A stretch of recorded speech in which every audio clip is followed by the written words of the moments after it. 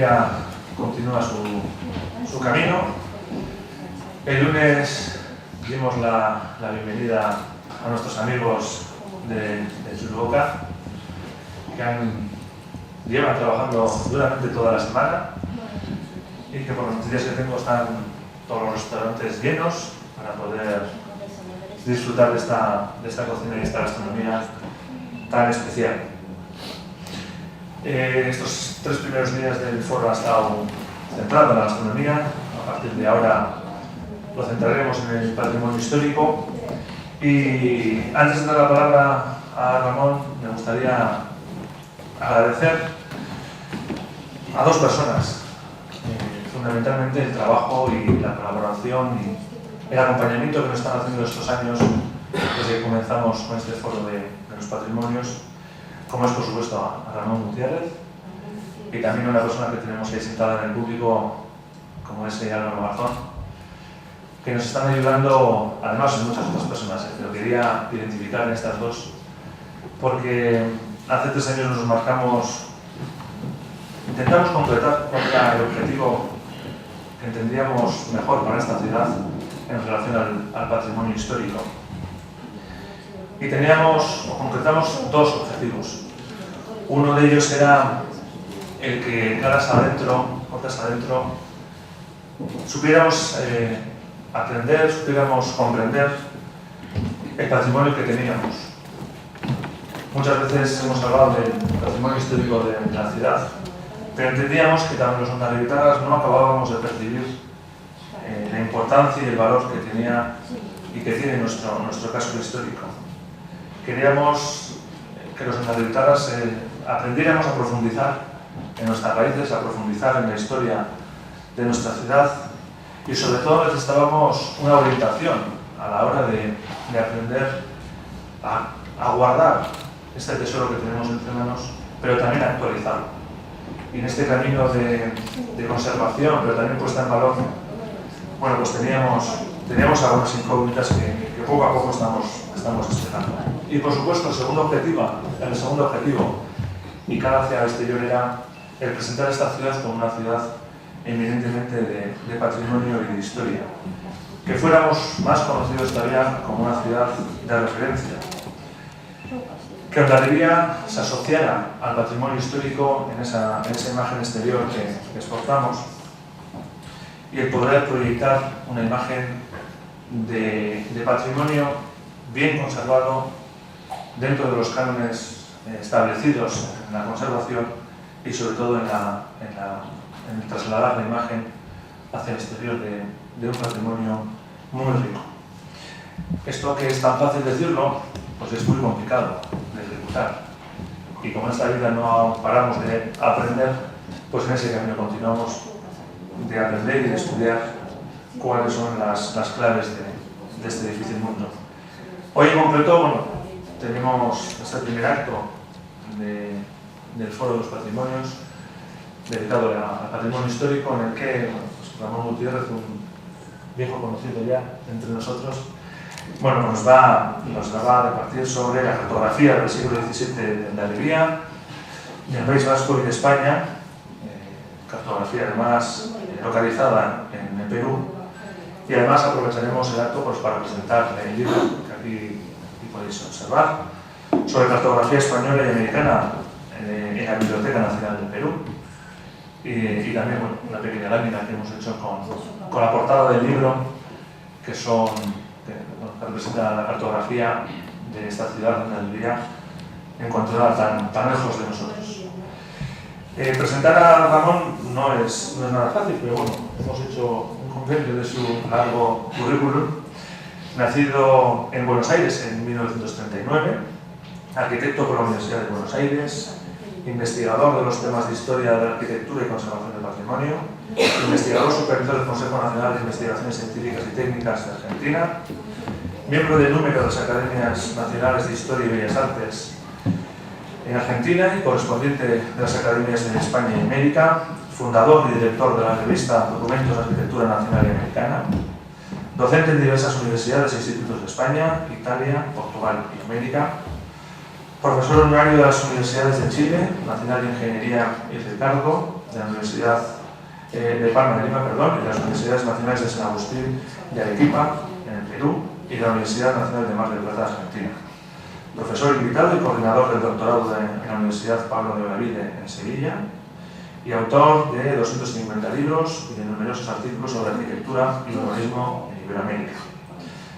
Y fundador también del Centro de Documentación de Arquitectura Latinoamericana, CELGAL. Por tanto, bueno, es una persona que yo creo que hay que escuchar con detenimiento o cuando habla sobre todo del patrimonio y también de nuestra ciudad. Por tanto, Ramón, te paso la palabra. Muchas gracias, Héctor. Muchas gracias a la Fundación Alma Plaza por la posibilidad de haber sacado este libro, que es de alguna manera una forma de haber concretado aquellas iniciativas que en su comienzo teníamos de hacer cosas en conjunto. En realidad, el libro, antes de mostrarles algunas de las cosas que contiene, me gustaría explicarles lo que ha significado como investigación, porque la recuperación del patrimonio implica muchas veces tiempos, distancias, recorridos, idas y vueltas que son complejas pero interesantes. Este libro es un libro que me ha llevado más que 40 años hacerlo.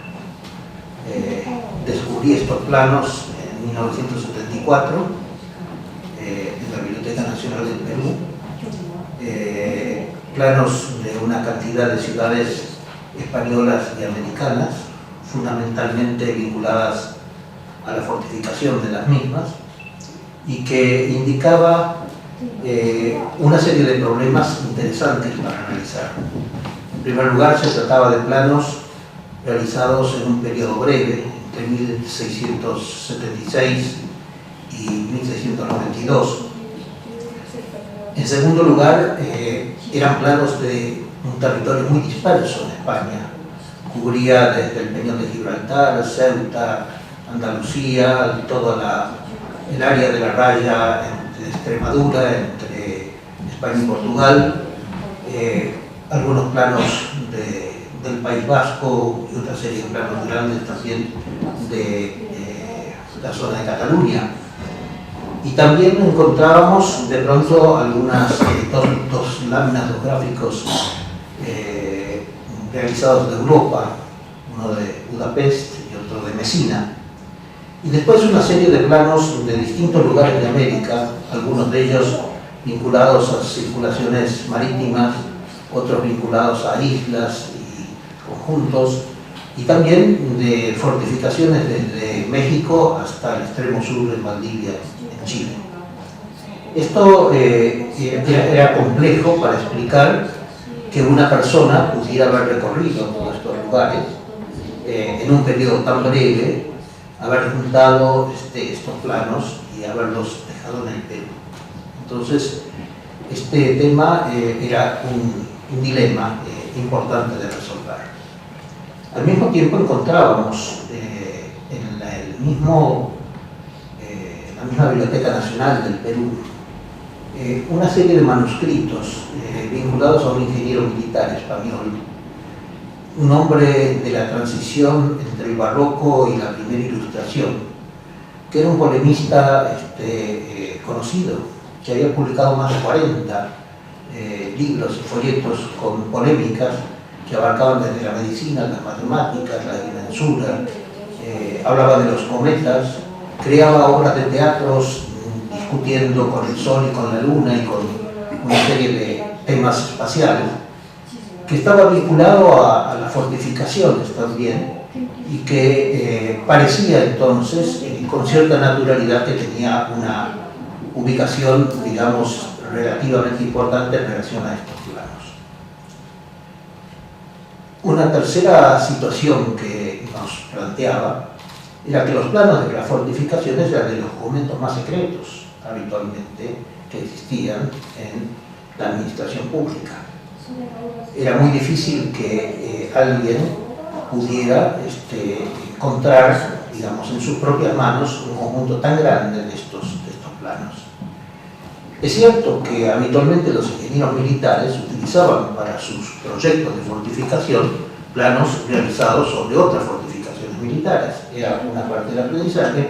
En un momento en que los tratados de arquitectura militar no eran de tiradas tan extensas, no era fácil conseguirlos, eran costosos, y además en esa época, el último tercio del siglo XVII, era difícil pensar de que alguien tenía una capacidad de resolución en este sentido.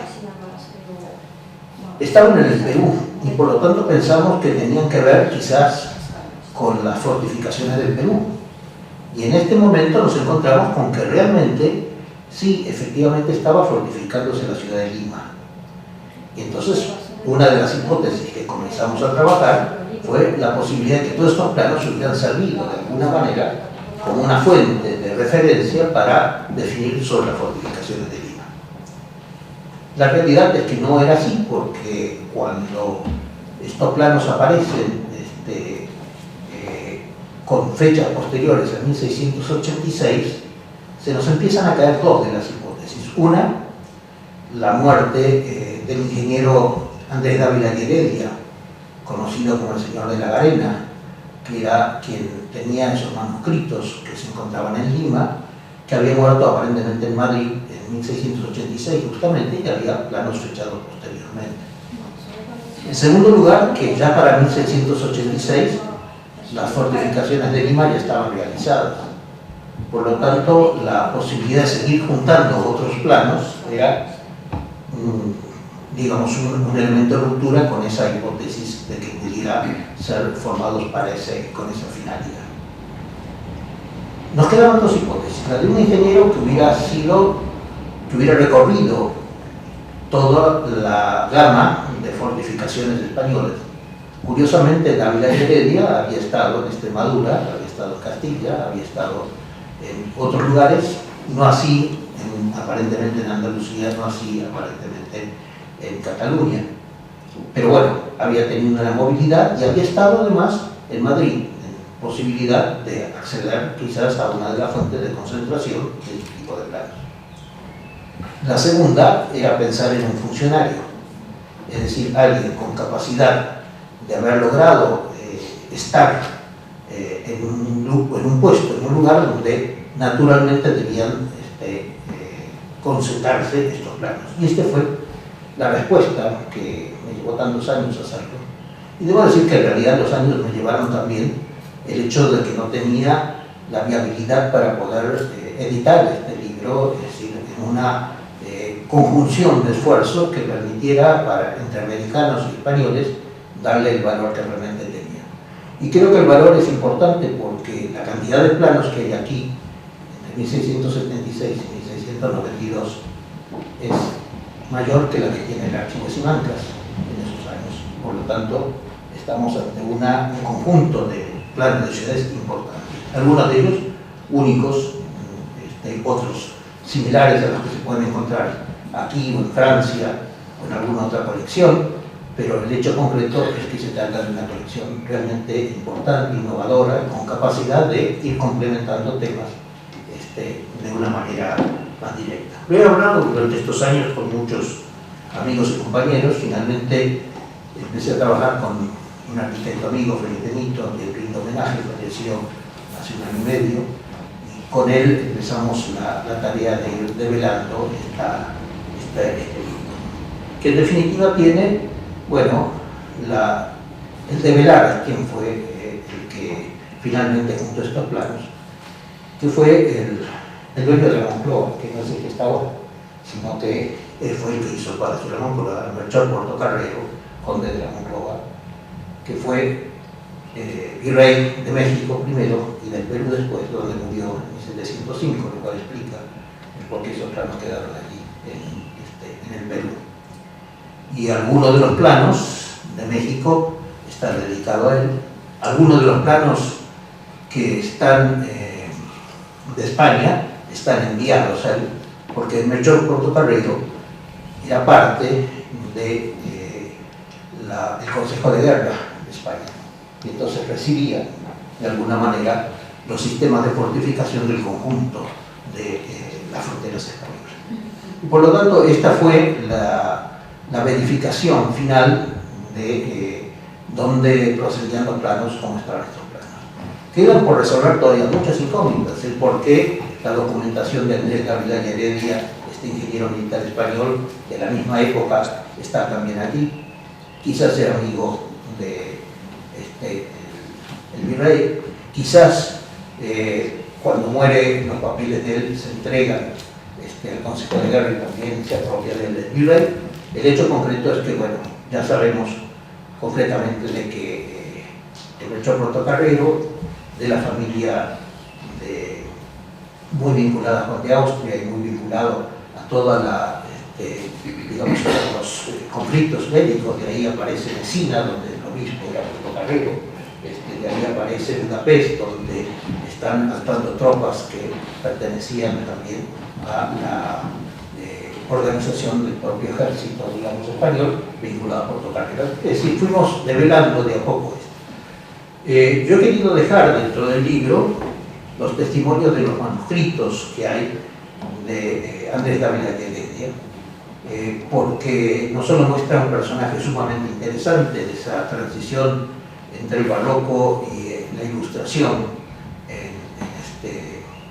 en España, y al mismo tiempo un hombre de una capacidad de polémica, de debate, de conocimientos y arriesgado, recuperando cosas de la historia, recuperando los síntomas de ciertos cambios y de transformaciones intelectuales, y un hombre que arremete frente a los temas de las comedias, frente a los temas de las matemáticas, frente a los temas de la medicina popular, arremete contra una cantidad de temas que están mostrando esa idea un poco vitruviana de lo que era el arquitecto, que debía saber de todo.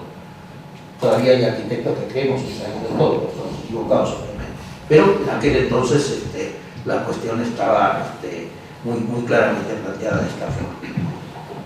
Yo quiero decirles de que con alegría lo que pude verificar cuando tomé en el año 74 mis primeros apuntes sobre estos planos, quiero decirles que la Biblioteca Nacional del Perú, cuando le hablé de este tema, el director desconocía la existencia de la documentación, la mandó restaurar, la mandó colocar en carpetas especiales, es decir, hubo una sensible preocupación por entender de que esta era una documentación de sumo interés, y debemos agradecerles a ellos particularmente, muy especialmente, la decisión de haber editado el libro y la colaboración de la Fundación Alma Plaza, que realmente posibilitó desde la tapa color, ¿no es cierto?, hasta el cuadernillo color que hemos incorporado al libro.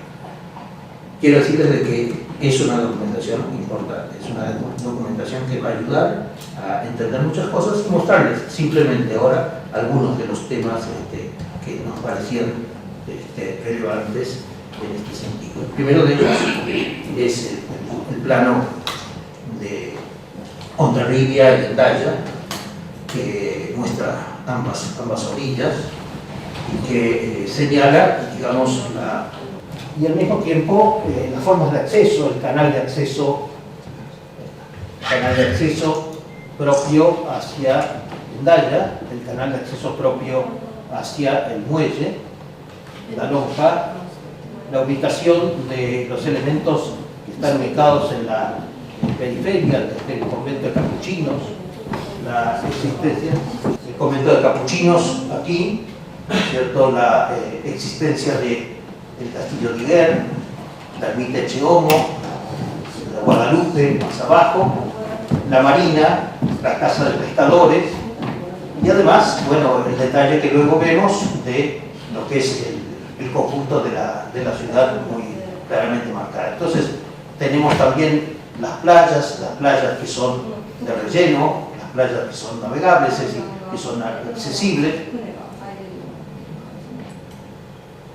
Y aquí podemos ver en Hendaya, justamente en la construcción de este proyecto, que no llega a realizarse de la misma manera, la antigua defensa de las torres y un perfil de la ciudad bastante claramente delineado.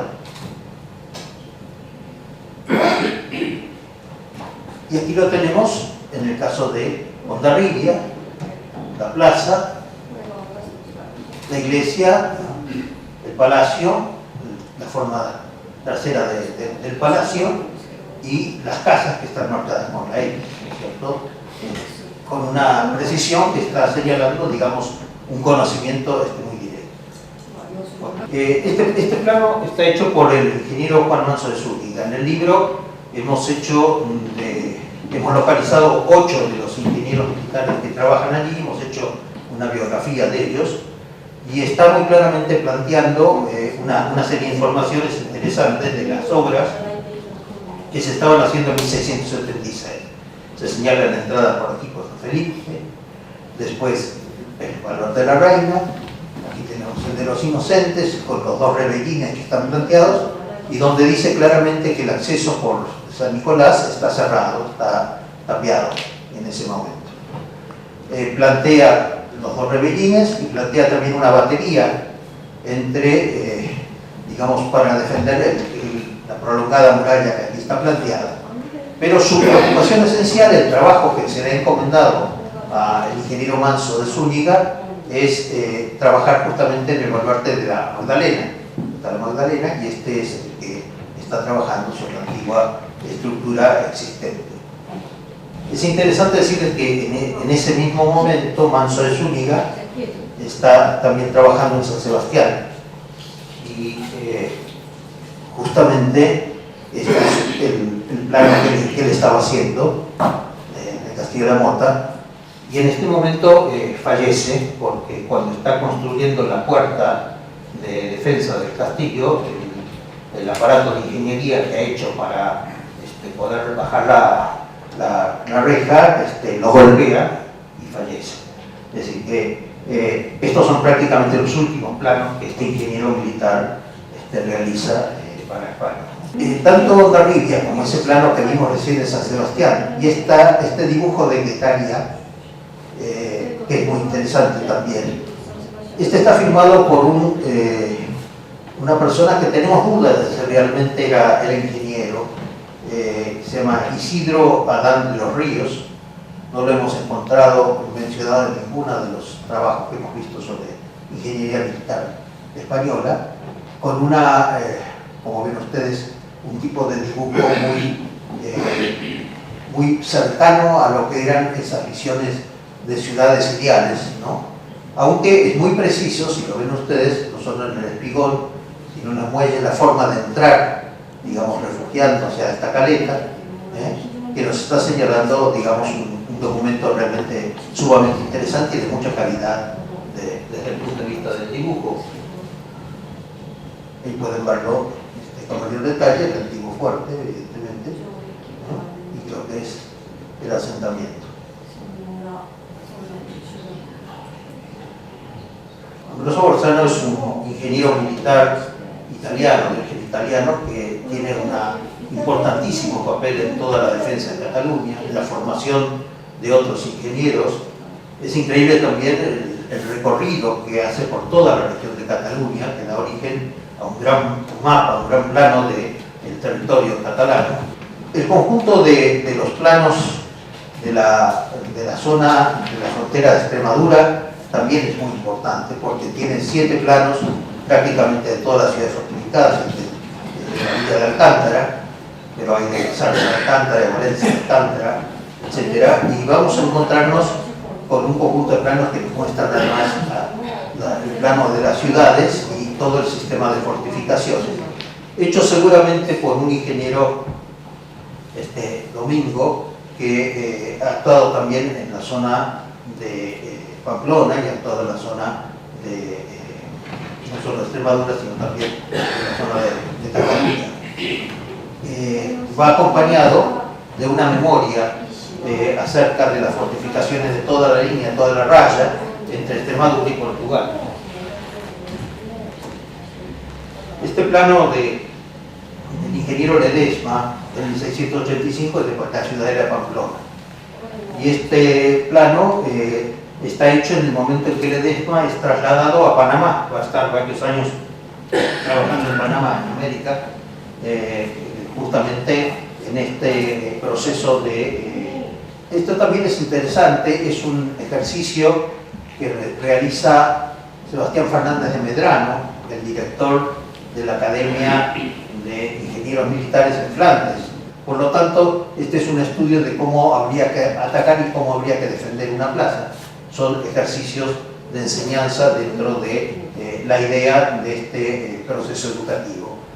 Este es un grabado del sitio y la toma de Budapest en 1686 y marca, digamos, una etapa importante dentro de del trabajo del después de varios años, ¿cierto?, de idas y vueltas con el control de la ciudad.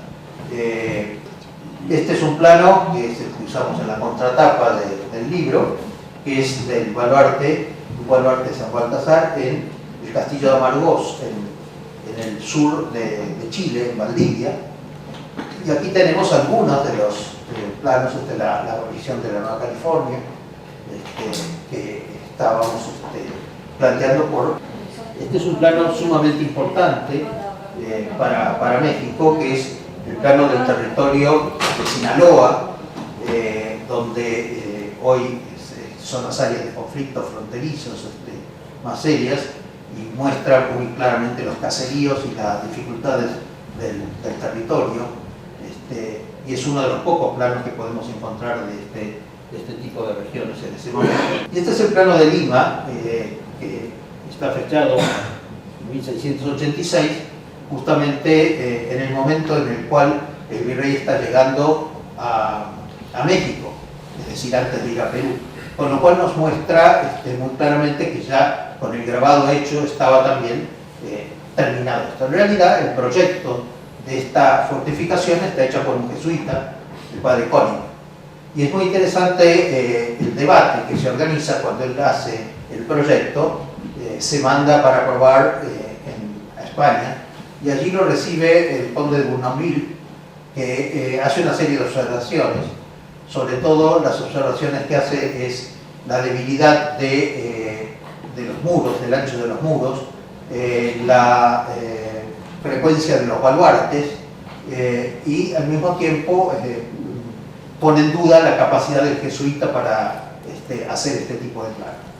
Y le dice además al señor Bournonville de que es fácil mirar desde afuera la realidad de un lugar que no se conoce, porque aquí este es un lugar muy húmedo, donde la pólvora tiene muy poca fuerza, por eso es suficiente el espesor que se le da a la muralla, porque además los cañones y otros elementos se arrumbran con mayor frecuencia, y por lo tanto la defensa que está planteada es una defensa con paredes de fajina, que son las que son económicamente fáciles de realizar y que son suficientes para el tipo de ataque que la ciudad va a tener.